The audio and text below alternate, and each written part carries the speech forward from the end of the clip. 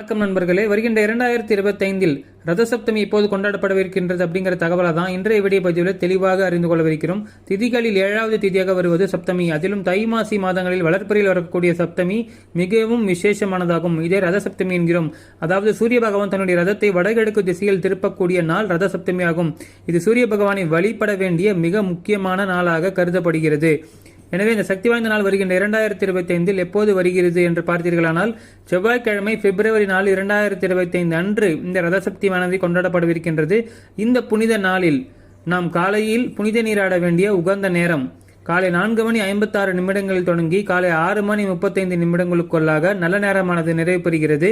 இந்த நேரத்திற்குள் பக்த கோடிகள் அனைவரும் தங்கள் தலையில் ஒரு எருக்க இலையை வைத்து புனித நீராடினால் தாங்கள் செய்த பாவங்கள் அனைத்தும் விலகும் என்பது நம்பிக்கை. மேலும் சப்தமி திதி தொடங்கும் நேரம் காலை 4:37 தொடங்குகிறது. தொடங்கும் நாள் பிப்ரவரி 4